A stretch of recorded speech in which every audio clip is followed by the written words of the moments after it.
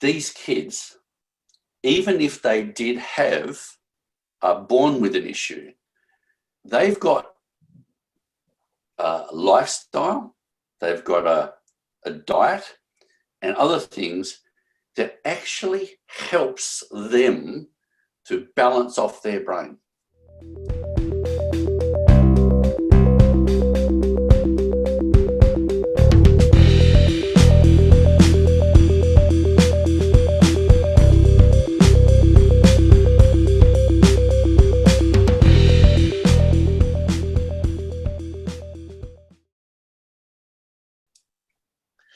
In Australia, where I come from, in Perth, in Western Australia, of course, you have this thing of that essentially we live in bloody beautiful weather all the time.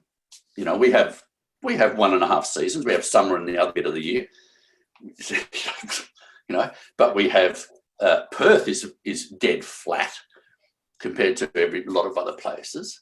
So you have this thing, and the cerebellum, which you probably are well aware of, at the back of the brain is where things. So when you start to look at kids with disabilities and dyslexia and that sort of things, there was a great study in Norway where they took kids and they put them on a half-hour program before they started school on football exercises. And it was a remarkable result. These kids were able to do fundamentally better by getting the cerebellum to get functioning first. So one of the things is that you can start to look at that and I'd go, no wonder they don't have probably as many cases. They probably don't have as severe cases, and it's probably other things that play a big role. I was never diagnosed in primary school. And I was never diagnosed because I was good at mathematics. So the education system back then was not very knowledgeable. And I would assert that a lot of the education today is not knowledgeable. Yeah. You know, when I found, have you seen the video Fat City? No. Are you kidding? Oh my God. This is probably one of the most profound videos that I've ever come across. Okay. I'll send you the link because it is just absolutely incredible. And this is the thing. So I took this, when I saw it, I took this to the head of the department for the curriculum for specialised education at the university I was at, ECU, and he told me to fuck off. Right, okay. So why? Did they give a reason? No, he didn't even want to talk to me, just said fuck off. Not interested. Fair enough.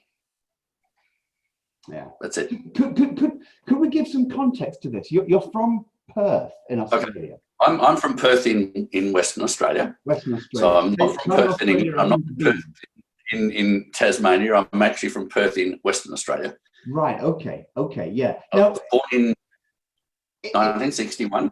They've got a couple of dyslexia organisations in Western Australia. I'm aware of that. So how do they look at dyslexia there? Spelled is probably one of the ones that I know of. I wasn't diagnosed until I was, I had this written down somewhere because I find it hard to remember the dates and time. Yeah. Okay. I was diagnosed in my early 20s as bipolar. I then, in my late 20s, I was diagnosed as having dyslexia, when I went and was doing a program on,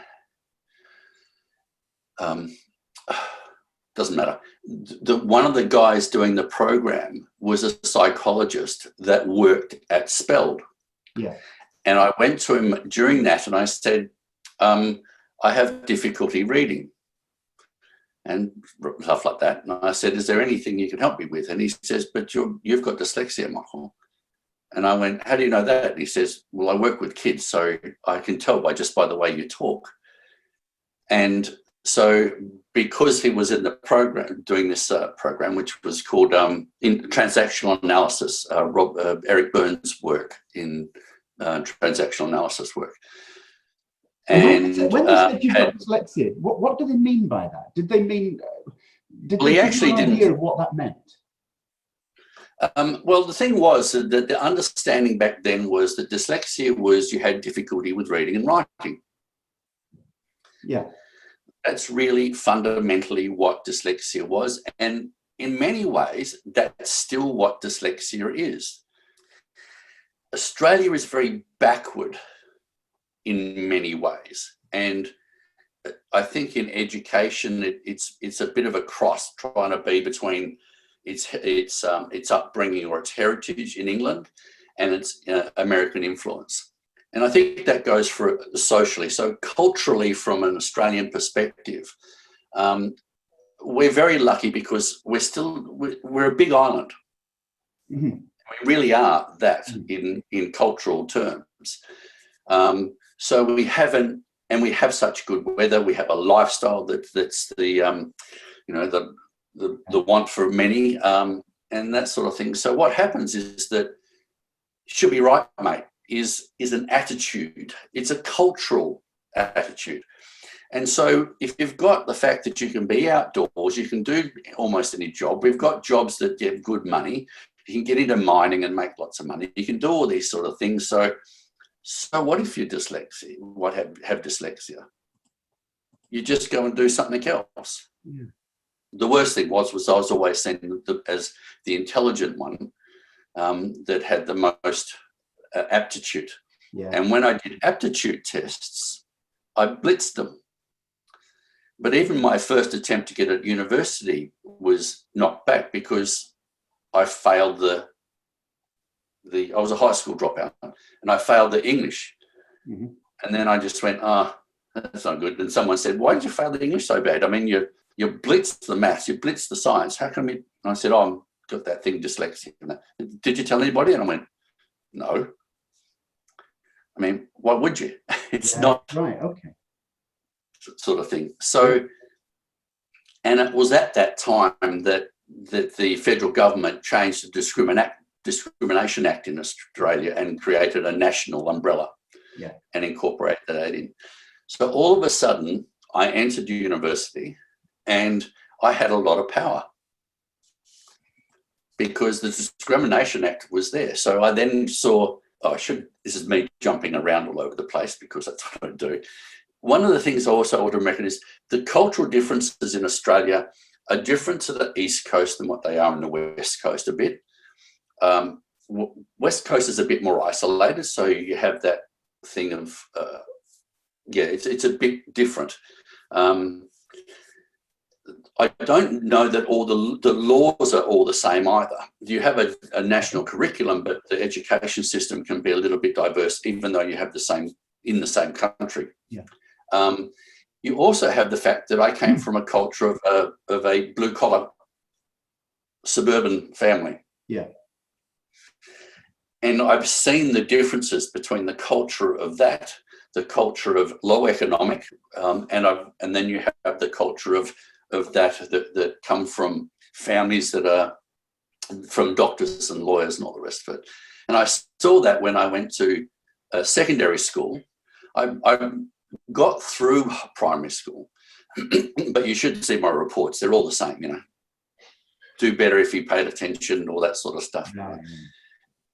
But the other thing was when I got to high school, in the second year of high school, I did fine in first year, but second year, I went to a private school. So all of a sudden I got to see how the other world lived, but it was basically because of a thing that a great aunt of mine allowed for us kids to be able to do that. But also it changed because we went from blackboards to whiteboards. Yeah. So you got involved with the disability services at the university? Yeah. Well, yes. Because we had started when the law had changed, we were part of a group that was the creation and implementation of a students with disability group. Right. So with that group, there was a number of different people. Paul had Tourette's, Frankie had CP, Steve had schizophrenia and stuff. And it was interesting that when they watched me getting abused by other students, they used to sit there and just go, oh, they've got the worst disability of all. I went, what's that? And they go, oh, normality. Yes. So it was hard when they turned around and said, yeah, but Michael, your disabilities are hidden. Ours are visible. And I got, even at university level, I used to get punched and abused verbally and physically by other students. What? Because I would hold up class or I'd ask questions and that sort of things. And I guess the thing you got to realize is that, you know, there's a lack of tolerance. So the attitudes towards dyslexia and in fact any kind of differences when you were growing up were, on the one hand, you know, get on with it because it's Australia, just get on with it. And on the other hand, sort of you're different, and so it's looked upon negatively in some way. At the academic level, yes. You know, there was always kids that had issues around the place, but I guess the thing was that it wasn't seen as significantly worse than the other kid that might have had, you know, ADHD, or the kid that was from a divorced family. Yeah. You know, you had other things. You know, you're lucky you're not poor. Yeah. There's that cultural thing of trying to have a perspective on what's going on and the severity of it and that sort of stuff. And in many ways, it's absolutely correct. Yeah. There's, you know, we talk about things like, what are the fundamental issues here? Well, the fundamental issues when we talk about education perspective is, for me, it comes down to the absolute basics: communication. What do we need and what do the children need in order to create a communication for learning? These things are, to me, honestly, Martin, there is just no rocket science about this stuff. It is really bloody simple. You've got to know what's going on in order to help people. Kids need to know. Parents need to know. It's no good having an observer that comes from a particular discipline of science turning around and putting a label on something that's inappropriate. We've got to stop putting an education system that is so damn gender ageist. I'm sorry, but you just don't do that to kids. You know, kids in 1 year that are a year apart, you know, even developmentalists will tell you there's a lot of difference between 1 year. In a kid's life, they just grow up, they grow, you know, that sort of thing. So it's, when you look at the cultural aspect of things, when you talk about the culture of it for here, there, it's so different for so many people. Yeah. It's hard to turn around to say for a country like Australia and talk about what is the cultural thing for Australia in regards to dyslexia. Who knows? It is so diverse, even in its own, even in one country. Depending on your cultural existence, depending on your industry perspective. I mean, it's strange. In Britain, let's say we've got, I don't know, 4 or 5 big cities in Britain. We've got London, we've got Birmingham, we've got Manchester, Sheffield, Glasgow, Edinburgh, something like this. We've got these 5 or 6 big cities. But they are all within 2 hours of each other. You can get from London to Sheffield in an hour and a half, or an hour even. In Australia, you've got Brisbane and Perth. They're a world away from each other. And the fact that you may just have the same number of big cities that we have says nothing about the cultural homogeneity of the country. And I think you would find that when you look at socioeconomic status, that fundamentally makes a big difference. Yeah. We still face a similar reality that we had 50 years ago. You know, it's not different enough in my book. You have the Prime Minister of Australia talking about fairness. Oh, we've got to support private schools as much as we do public schools. Well, hang on a minute. Private schools have got all these rich people putting in shitloads of money. Why should they get the public purse? You have a federal government law that says you can't discriminate against people, and this is the things, and yet you can have an education system that does it. lawfully. That's just cruel. That's cruel.